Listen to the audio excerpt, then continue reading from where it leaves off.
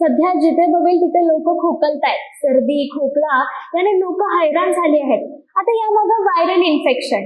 पण viral infection होतंय कशामुळे? तर ते प्रदूषणामुळे. त्यामुळे आपल्या लंग्स वरती खूप परिणाम होतोय. आपल्या हृदयावर देखील यावर परिणाम होतोय. पण यावरती देखील योगाचं म्हणजेच प्राणायाम हा प्रकार आहे. तर आजच्या भागात आपण प्राणायाम बद्दल जाणून घेणार आहोत आपल्या धन्वंतरी या कार्यक्रमात.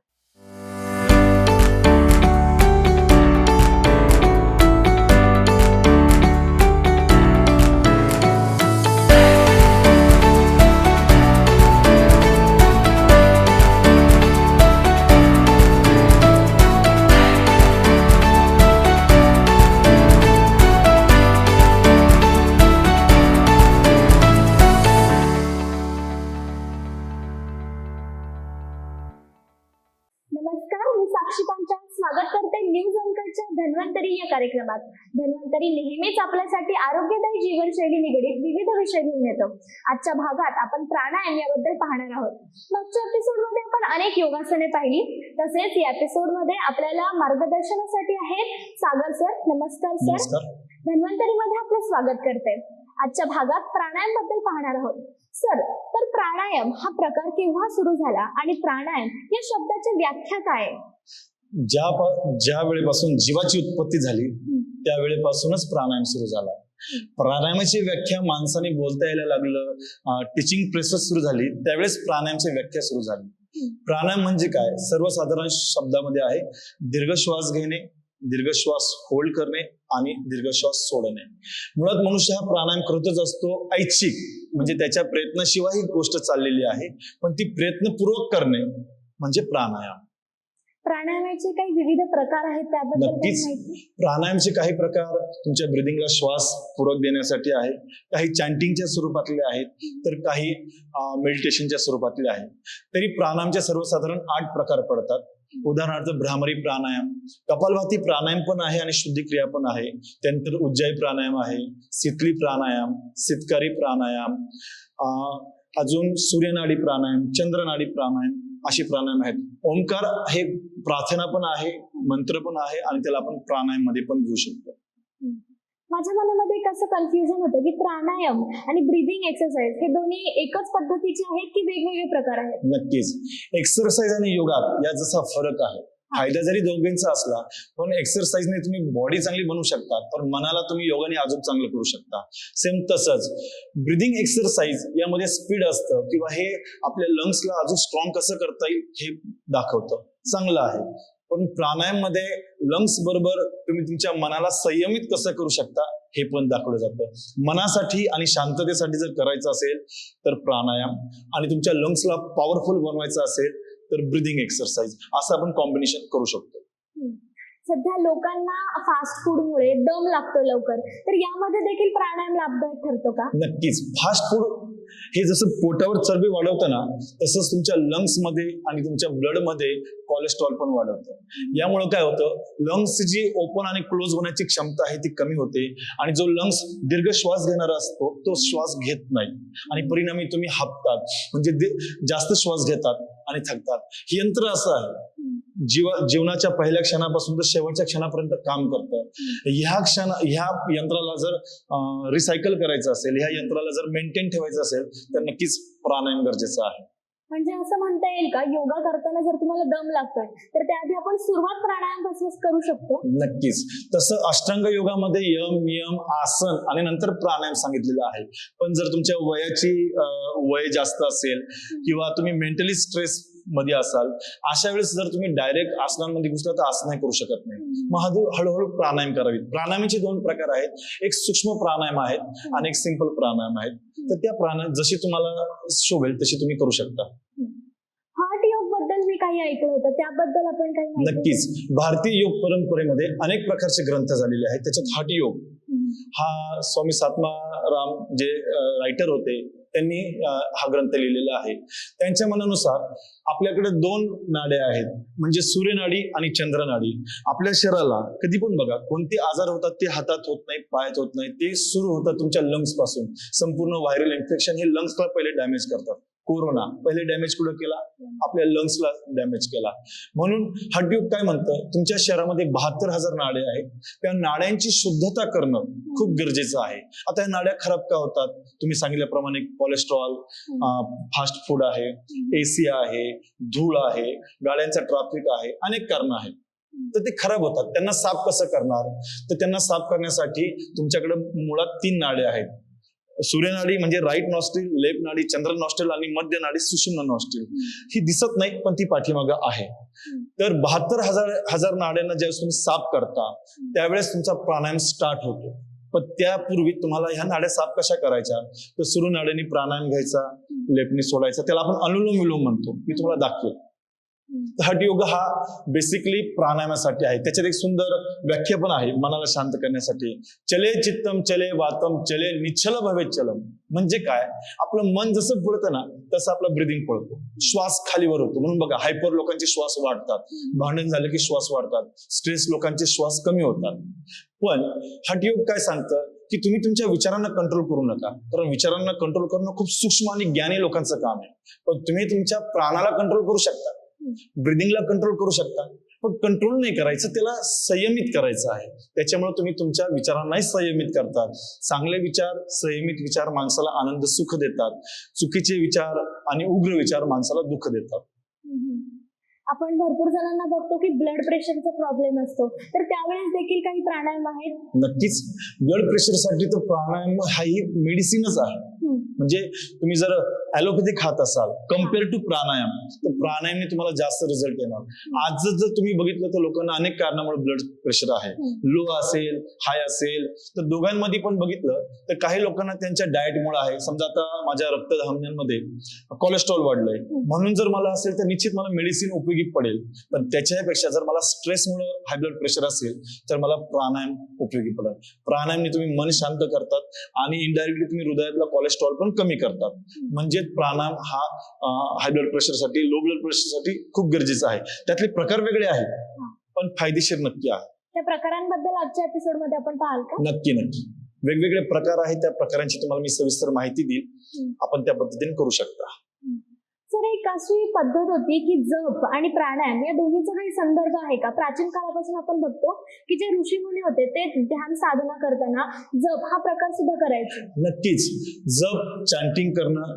बघा आपण जे भारतीय शास्त्रीय संगीत जे आहे सा रे ग म हे जे गातात ना, हा पण एक प्राणायामाचा आहे. लता मंगेशकर इतक्या मोठ्या गायिका होत्या पण त्याही प्राणायामाचा अभ्यास करायचा. प्राणायाम हा भारतीय शास्त्रीय संगीताचा पाया आहे. ओंकार हा शास्त्रीय संगीताचा पाया आहे. तो हा पाया आपण ह्या संगीताच्या मार्फत किंवा प्राणायामाच्या मार्फत करू शकतो. नक्कीच. तर आपण पाहिलं की प्राचीन काळापासून आपल्याला जो वारसा लाभला आहे तो म्हणजे योगा. आपला भारत देश हा योग गुरु म्हणून सध्या ओळखला जातो. तर याच भारतामध्ये आज आपण सागर सर यांच्यासोबत पाहणार आहोत प्राणायाम आणि त्याचे विविध प्रकार. चला तर मग सुरुवात करूयात आजच्या योग सत्राला. नमस्कार. आज आपण शिकणार आहोत प्राणायाम. प्राणायाम म्हणजे काय? तर नियमित आणि संयमित पद्धतीने इनहेल करणे, होल्ड करणे आणि एक्झेल करणे, आपण याला प्राणायाम म्हणतो. आपला लंग्स हा श्वास घेतच असतो, श्वास सोडतच असतो, पण तो शरीराच्या हिशोबाने करत असतो. आता आपण आपल्या मनाच्या हिशोबाने करणार आहोत. म्हणजे कसं, मनाला आपण एक काम देत आहोत, ते म्हणजे श्वास घेणे, श्वासावर लक्ष करणं आणि श्वास सोडणं. तर प्राणायाम करण्याआधी कशा पद्धतीने करावा हे महत्वाचं आहे. पहिला नियम काय आहे? तुम्ही सरळ बसलं गरजेचं आहे. दुसरा नियम, तुम्हाला जर सरळ बसायला त्रास होत असेल तुम्ही कमरेखाली एक छोटीशी उशी म्हणा किंवा काहीतरी सपोर्ट म्हणून घेऊ शकता. यानंतर आपण सरळ बसतो आहोत. सरळ बसल्यानंतर आपला मान सरळ पाहिजे, डोळे सरळ पाहिजे, कपडे सैल पाहिजे आणि आपण प्राणायामाला सुरुवात करू शकता. आसनांमध्ये तुम्ही सुखासनात बसा, वज्रासन. जर तुम्हाला वज्रासन नंतरच्या एपिसोडमध्ये दाखवेल, पण वज्रासन आहे, सिद्धासन आहे, भद्रासन आहे, अशी अनेक प्रकारची आसनं आहेत. ज्यांना खाली बसायला त्रास आहे अशी लोक चेअरवर सुद्धा बसू शकतात. अनेक लोक चुकीच्या पद्धतीने प्राणायाम करतात. उदाहरणार्थ चालता चालता प्राणायाम करणार, चुकीचं आहे. चालता चालता प्राणायाम करू नये, याच्यामुळं दुर्घटना सुद्धा होऊ शकते. तर प्राणायाम करण्याआधी मनाला संयमित करायचं आहे. प्राणायाम आणि ब्रीदिंग एक्सरसाइज यात फरक आहे. तर आता मी तुम्हाला पहिले प्राणायाम दाखवतो. प्राणायाम करण्यासाठी तुम्ही फिजिकली कम्फर्ट झाला की मनाला कम्फर्ट करण्यासाठी भारतीय पद्धतीनुसार जर प्राणायाम तुम्ही केला तर तुम्ही जास्त चांगला करू शकता. तुमच्याकडे वेळ आहे, तुम्ही सिनियर आहात किंवा तुमचं मन खूपच चंचल आहे, मुलं आहेत, अशा लोकांसाठी आपण काउंट करतो 1 2 3 असा काउंट करण्याऐवजी तुम्ही माळ घ्या. 21 मणींची माळ घ्या किंवा 108 मणींची माळ घ्या. उदाहरणार्थ मी आता एक तुम्हाला ब्रिदिंग करून दाखवतो.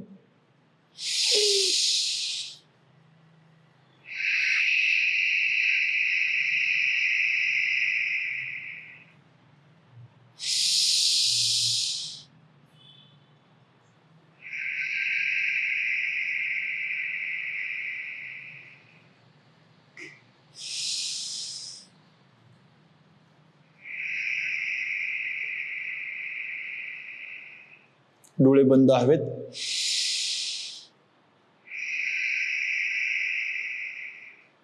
प्रत्येक एक श्वासाला एक आपण मणी क्रॉस करत आहोत.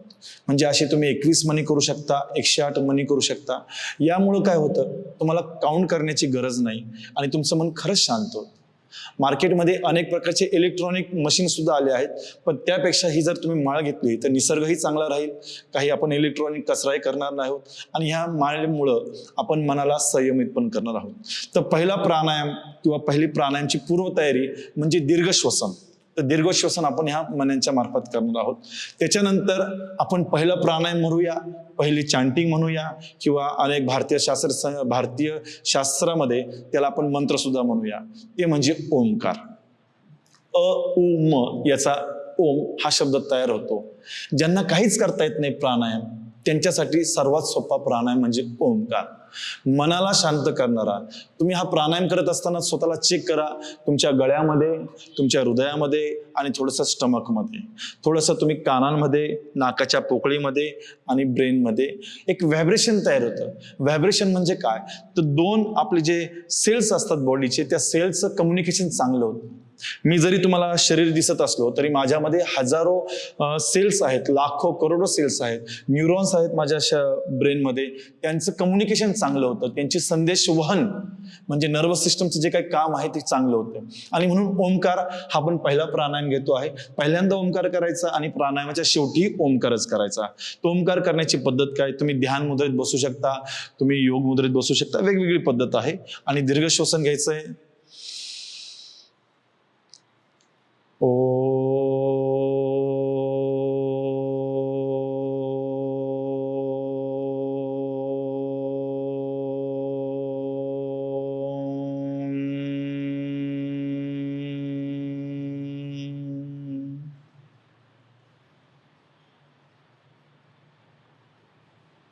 थोडं थांबायचंय 10 सेकंद. परत दीर्घ श्वसन.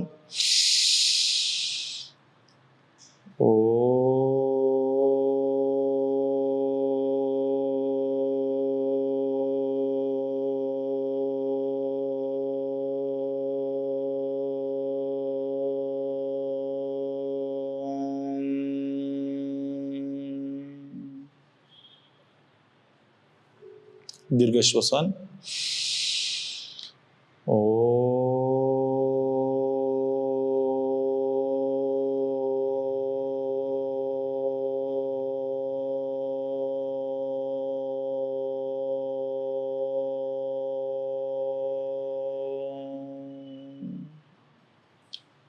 असं तुम्ही 21, 101 ह्या पद्धतीने करू शकता. ओंकार करताना घाई करायची नाही.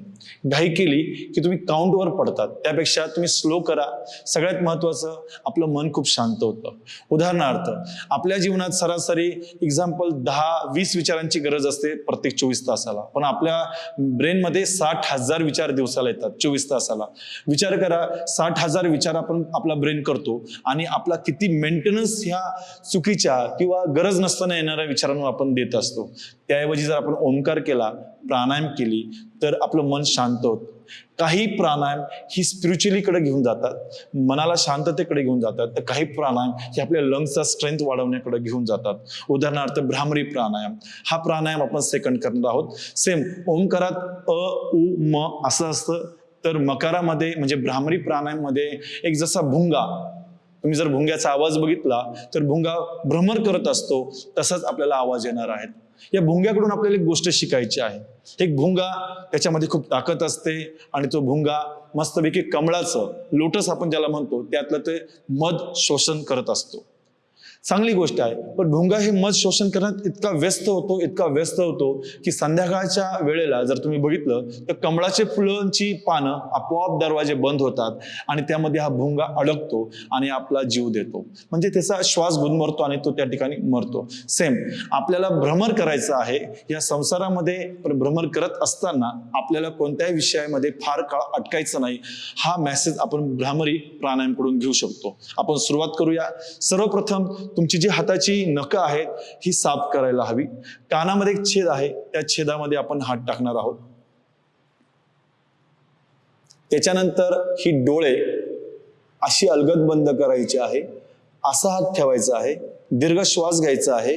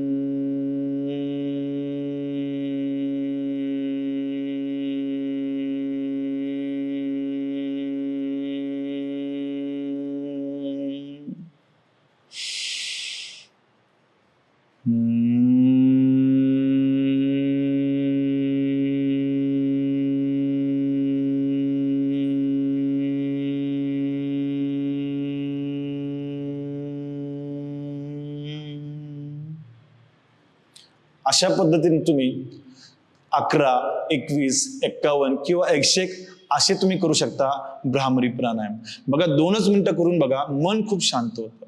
ज्या लोकांना हाय ब्लड प्रेशर आहे आणि लो ब्लड प्रेशर पण आहे, अशा लोकांसाठी तो खूप गरजेचं आहे. ह्या प्राणायाममुळे काय होतं, तुमच्या मनाची संयमितता साधली जाते, मन शांत होतं. तुम्ही जर बिझनेसमॅन आहात, IT पर्सन आहात, ऑफिशियली तुम्हाला स्ट्रेस असेल, अशा लोकांनी हा प्राणायाम नक्कीच करावा, मन शांत होतं. यानंतर आपण करणार आहोत अनुलोम विलोम. याला हठयोगामध्ये नाडीशुद्धी प्राणायाम पण म्हटलेलं आहे, नाडीशुद्धी क्रिया पण म्हटलेलं आहे आणि आपण त्याला प्राणायामचा पण एक दर्जा दिलेला आहे. तुमच्याकडे 2 नाड्या आहेत. सूर्यनाडी म्हणजे राईट नॉस्ट्रिल, चंद्रनाडी म्हणजे लेफ्ट नॉस्ट्रिल. सूर्यनाडीचा स्वभाव हा थोडासा गरम असतो, लेफ्ट नाडीचा स्वभाव हा थोडासा थंड असतो. आणि ह्या 2 नाडींच्या संयमाने एक तिसरी नाडी ओपन होते, त्याला आपण सुषुम्ना नाडी म्हणतो. हठयोगचा प्राणायामचा जर अभ्यास केला तर ह्या 3 नाड्यांना जागृत कसं करायचं, मगाशी सांगितल्याप्रमाणे शरीरामधल्या 72,000 नाड्यांना साफ कसं करणार, तर ह्या 2 नाड्यांच्या मार्फत. अनेक लोकांना सर्दी असते, अनेक लोकांना कफाचे त्रास असतात, गॅसचे त्रास असतात. अशा लोकांनी डायरेक्ट प्राणायामला हात घालता कामा नये. अशा लोकांनी सूत्रनीती नावाचा एक प्रकार आहे. म्हणजे एक कॅलेस्ट्रॉल असतं, कॅथेटर असतं. ते कॅथेटर तुम्ही ह्या नाकातून काढून तोंडातून काढू शकता. ती नाक प्रोसेस आहे, षटकर्म त्याला असं म्हणतात. किंवा एका नाकातून पाणी टाकून तुम्ही दुसऱ्या नाकातून काढू शकता, तसं तुम्ही करू शकता. त्यानंतर हे प्राणायाम ऍक्च्युली करायला हवे. दुसरी गोष्ट, खूप सर्दी आहे, पावसाळा आहे, ऑलरेडी तुमचं डोकं दुखतंय, अशा वेळेस ही प्राणायाम म्हणजे अनुलोम विलोम स्पेशली थोडा टाळायचा असतो. पण ज्यावेळेस तुम्ही नॉर्मल आहात अशा वेळेस करू शकतात. मुलांसाठी तर खूप चांगलं आहे. तुमच्याकडे 2 ब्रेन आहेत, उजवा ब्रेन, डावा ब्रेन. एक ब्रेन इमोशनल आहे, दुसरा ब्रेन इंटेलेक्च्युअल आहे. म्हणजे काही मुलं अभ्यासात खूप हुशार असतात, काही माणसं त्यांच्या ऑफिशियल जॉबमध्ये खूप हुशार असतात, बिझनेसमध्ये हुशार असतात, पण कुठेतरी इमोशनली डिस्टर्ब झालेले असतात. पण खूप सक्सेस लोक सुद्धा स्ट्रेसमध्ये आहेत. किंवा काही लोक इमोशनली खूप स्ट्रॉंग असतात, पण इंटेलेक्च्युअल मध्ये कुठेतरी डिस्टर्ब झालेले असतात. ह्या दोघांनाही समतोल साधण्याचं काम हा अनुलोम विलोम करतो. तर कसा करायचा आपण बघूया. तर सर्वप्रथम आपण प्रणव मुद्रा करणार आहोत. हा हाताचा पंजा, शक्यतो आपण उजव्या हाताचा वापर करत असतो. ज्यांना उजव्या हाताचा जमत नाही त्यांनी डाव्या हाताचाही करू शकतो. हा पंजा आहे. ही जी 2 बोटं आहेत अंगठ्या शेजारची, यांना तुम्ही लॉक करा. राईट नॉस्ट्रिलने श्वास घ्यायचा आहे. दुसरी ही जी बोटं आहेत ही फिरणार आहेत. राईट नॉस्ट्रिलने श्वास घ्या,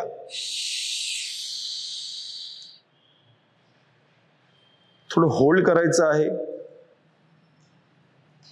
जर कंट्रोल होत नसेल तर दोन्ही नाक बंद करा आणि डाव्या नाकपुडीने सोडा. थोडं थांबा. याला आपण पूरक, रेचक आणि कुंभकही म्हणतो. पूरक म्हणजे श्वास घेणे, होल्ड करायचंय म्हणजे कुंभक,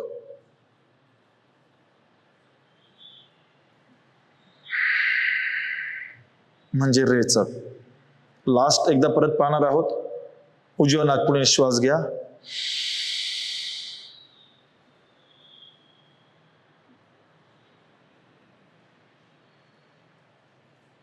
थोडं थांबा, डाव्या नाकपुडीने सोडा,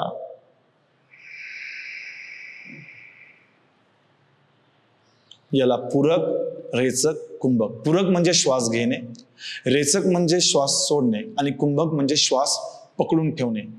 तर अनुलोम विलोम केल्याने तुमची सूर्यनाडी, चंद्रनाडी ओपन होते, तुमच्या मनाचा बॅलन्स होतो आणि तुमच्या 2 नाड्यांचा बॅलन्स होतो. प्राणायाम करण्यापूर्वी तुम्ही पहिले चेक पण करू शकता. काहींची सूर्यनाडीच ओपन असते म्हणजे राईट नॉस्ट्रेल ओपन असते, काहींची चंद्रनाडी ओपन असते म्हणजे लेफ्ट नाडी ओपन असते, काहींच्या दोन्ही नाड्या ओपन असतात आणि काहींच्या दोन्ही बंद असतात. अशा वेळेस सांगितल्याप्रमाणे पहिल्यांदा भ्रामरी, ओमकार, दीर्घ श्वसन करा आणि त्याच्यानंतर तुम्ही अनुलोम विलोमला करा. अनुलोम विलोम जर तुम्ही नियमितप्रमाणे करत असाल तर तुमचा भावनांचा समतोल हा साधला जातो. भावनांचा समतोल साधला की मन शांत होतं. हठयोगामध्ये कुंडलिनी शक्ती म्हटलेलं आहे. कुंडलिनी शक्ती म्हणजे काय? जर साध्या आणि सोप्या शब्दात सांगायचं गेलं तर आपले 7 चक्र आहे.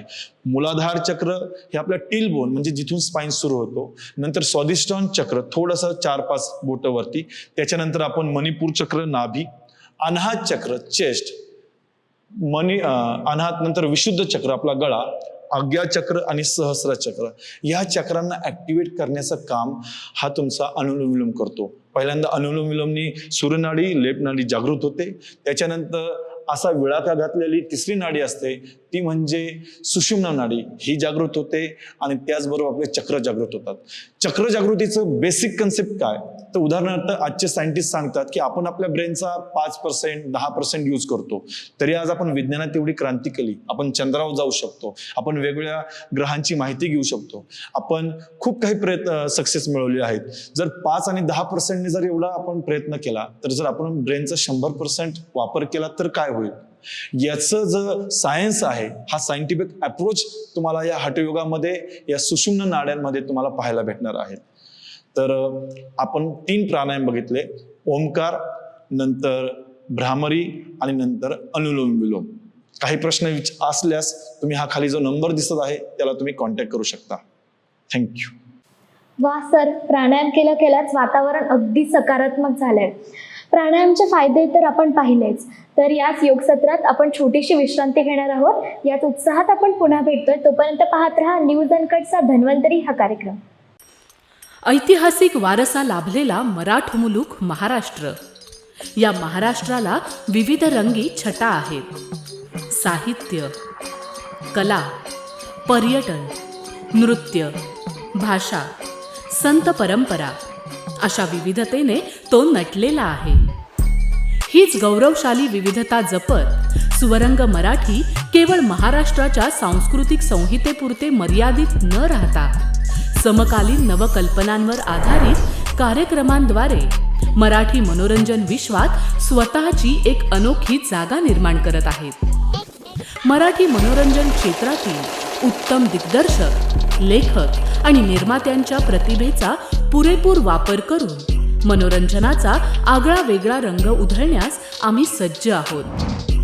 स्वरंग मराठीचे उद्दिष्ट मराठी मनोरंजन क्षेत्रामध्ये मनोरंजनाची वहिवाट सोडून, रूढीवादी पद्धती तोडून मनोरंजनाचा समृद्ध अनुभव प्रदान करून देण्याचा आहे. म्हणूनच यात विविध पद्धतीचे मनोरंजक आणि माहितीपूर्ण कार्यक्रम स्वरंग मराठीवर बघता येतील. शेवटी एकच, धकाधकीच्या जीवनात धांगडधिंगा करण्यापेक्षा बसूया, हसूया, गाऊया, जगूया. नाती गोती श्रावण मोती गावामधले जीवंत रंग. नाती गोती श्रावण मोती गावामधले जीवंत रंग. चला जोडूया, चला पाहूया, जशी संस्कृती तसा स्वरंग.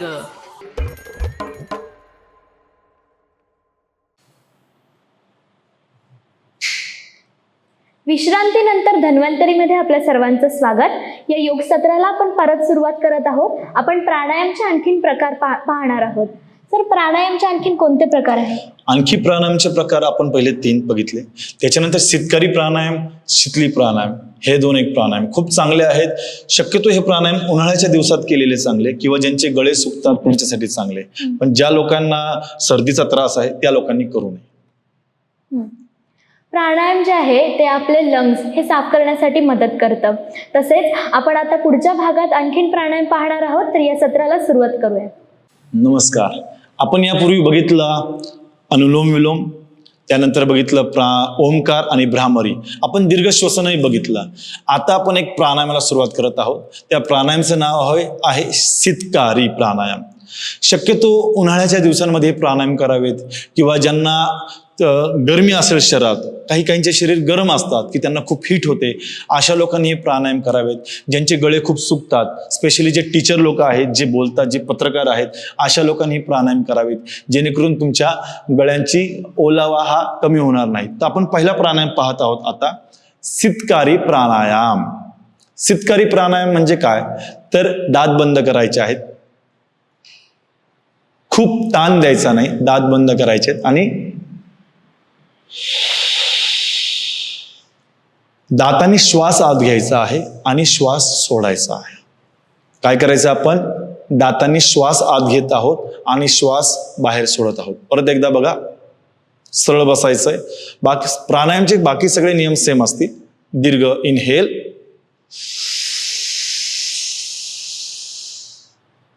नाकानी एक्झेल, डीप इनहेल,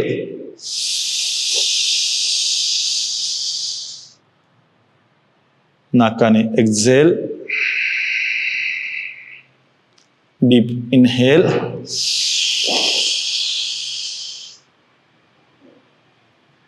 नाकाने एक्झेल.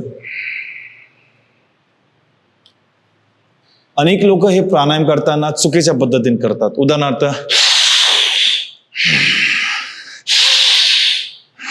ही पद्धत चुकीची आहे. याच्याने काय होतं, तुमच्या गळ्यांच्या ज्या मांसपेशी आहेत त्यांना चुकीचा प्रेशर येतो आणि गळा सुकतो.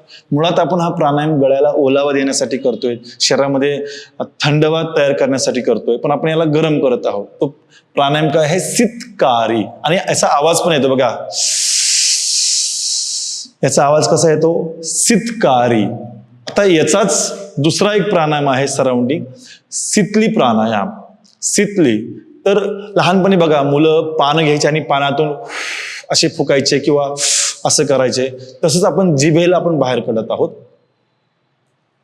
जीभ जास्तीत जास्त बाहेर काढायची, नंतर त्याला गोल करायची आणि जिभे वाटे आणि जिभेतून आपण इनहेल करणार आहोत आणि नाकाने आपण एक्झेल करणार आहोत. परत एकदा बघा,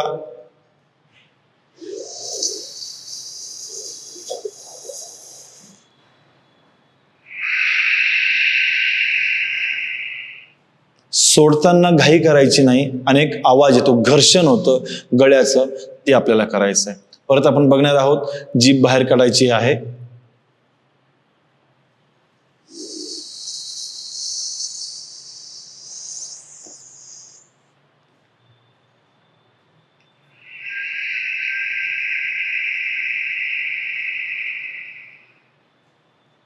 परत एकदा,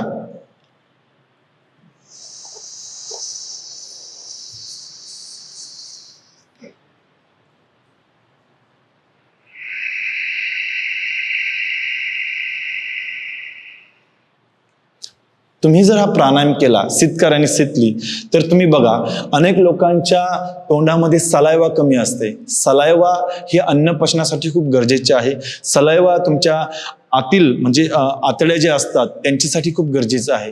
ज्या लोकांची सलायवा अन्नामध्ये पाचक रसामध्ये मिक्स होत नाही त्या लोकांना ऍसिडचे त्रास जास्त उद्भवतात किंवा चव कमी लागते किंवा मग तोंड भाजणे अशा गोष्टी खूप उद्भवतात. पण तुम्ही जर हा प्राणायाम केला सितकार आणि सितली तर तुमच्या तोंडामध्ये ओलावा असतो, गळा सुकत नाही, तुम्ही लॉंग टाइम पर्यंत बोलू शकतात. ज्या लोकांची बोलण्याची कामं आहेत ती पण मोठ्या आवाजातली अशा लोकांनी हा प्राणायाम केला पाहिजे. पण ज्या लोकांना ऑलरेडी सर्दी आहे, त्रास आहे, काहींचे स्पेशली काही ऑपरेशन म्हणजे हार्टचे काही इश्यू असतील अशा लोकांनी शक्यतो हा प्राणायाम टाळा किंवा डॉक्टरांच्या मार्गदर्शनाखाली करावा. प्राणायाम सितली आणि सितकारी हे तुमच्या मनाला शांत करतात, शरीराला थंड करतात आणि याचे वेगवेगळे अजून नियम आहेत. ज्या लोकांना असं कळत नाही की आपण किती करावे किती नाहीत अशा लोकांनी मी सांगितल्याप्रमाणे वारंवार अशा माळेचा किंवा छोट्या माळेचा आपण वापर करू शकता. तर आपण आता 2 प्राणायाम बघितले, सितकारी आणि सितली. धन्यवाद. तर आजच्या भागात आपण पाहिलं की प्राणायाम कशारित्या आपल्या शरीरावर आणि मनामध्ये क्रांती घडवून आणू शकतं.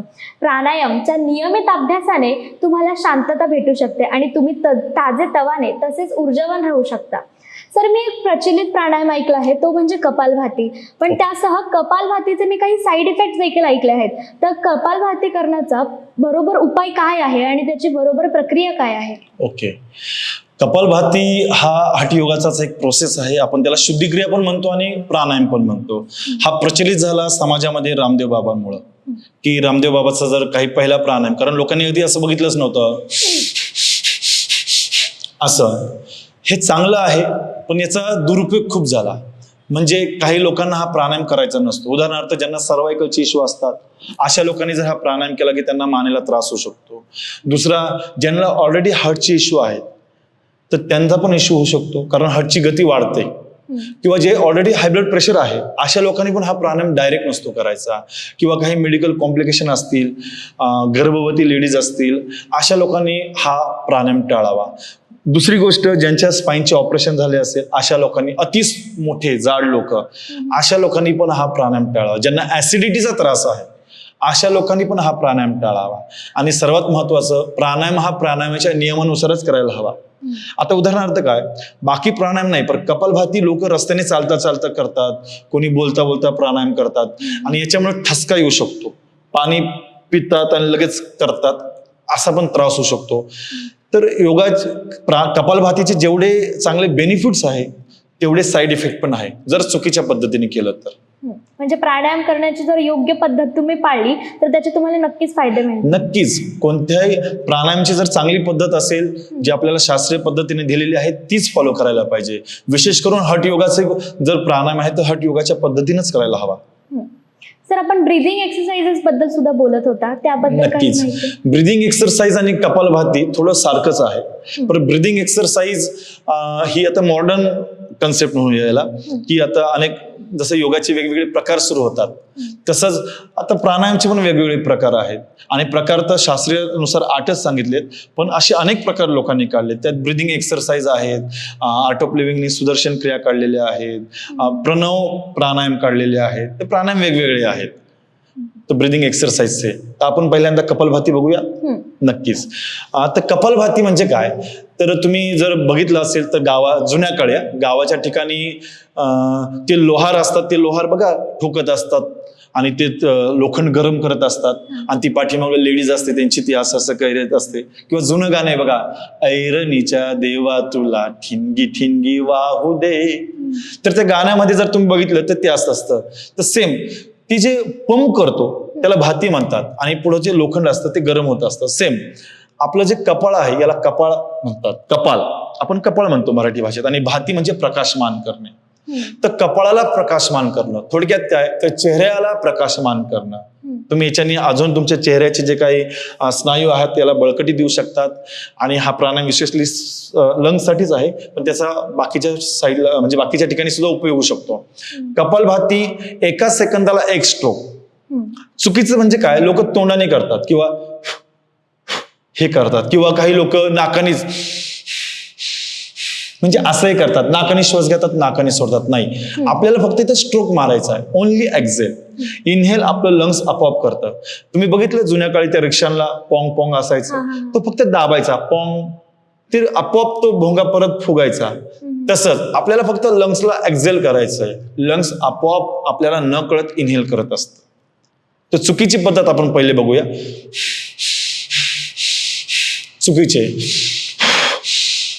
चुकीचं किंवा काही लोक ते डान्सच करतात, हे चुकीचं.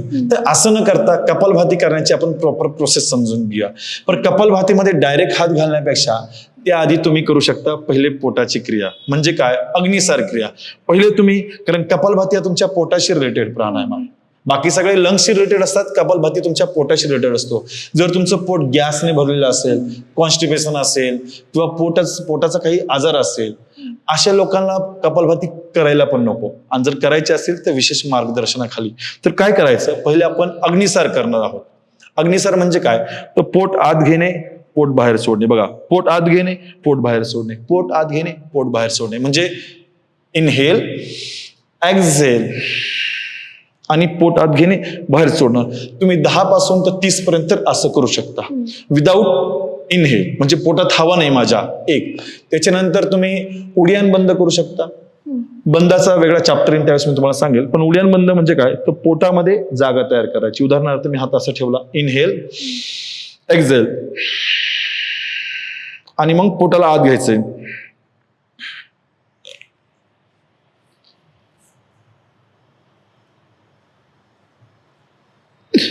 अशा पद्धतीने आपण पोटाला खड्डा करू शकतो. अग्निसार आणि उड्डाण बंद केल्यामुळे काय होतं? पोट तुमचं स्मूथ होतं. पोटाचा जो थैली आपण म्हणतो, पिशवी आहे, ती मोकळी होते. आणि मग पिशवीतून तुम्हाला कपालभाती करायची आहे. तुमचा एक स्ट्रोक तुमच्या नाकातून बसतो आणि दुसरा स्ट्रोक तुमच्या नाभीपासून बसतो. दोघांचा स्ट्रोक सिक्वेन्सली बसतो. तर आपण ट्राय करूया. हो, चालेल. तुम्ही करू शकता. आपण करणार आहोत कपालभाती. सर्वप्रथम सरळ बसा. ज्यांना खाली बसायला त्रास असतो अशी लोक चेअरवर पण बसू शकतात. कपालभाती. हात ध्यान मुद्रेत ठेवूयात आणि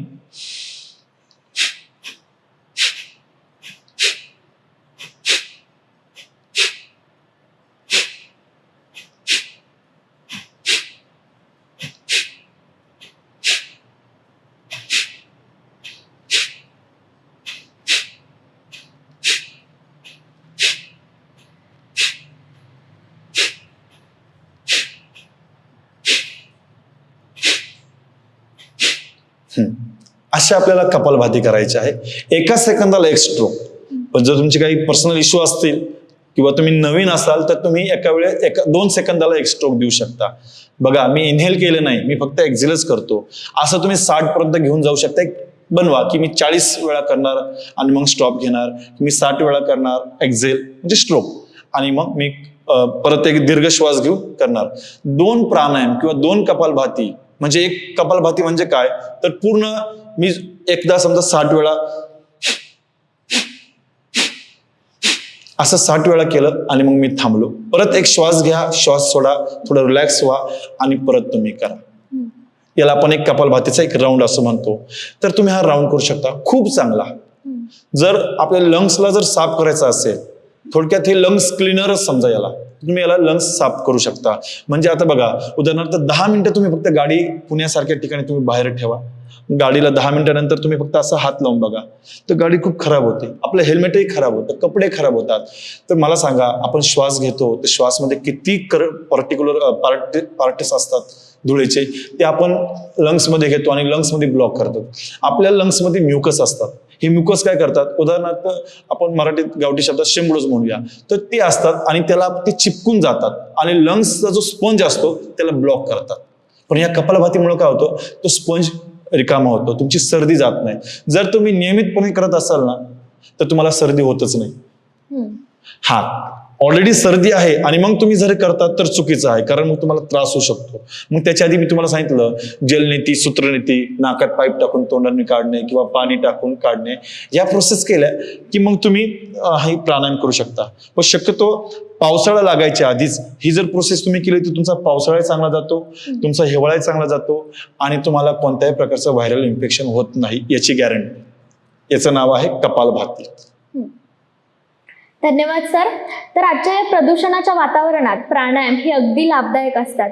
तर याच प्राणायामच्या अनेक प्रकारांसोबत वेळ झाली आहे आजच्या एपिसोडमध्ये इथेच थांबायची. पुढील एपिसोडमध्ये आपण अनेक आसनं पाहणार आहोत. तर तोपर्यंत पाहत राहा आणि स्वतःची काळजी घ्या.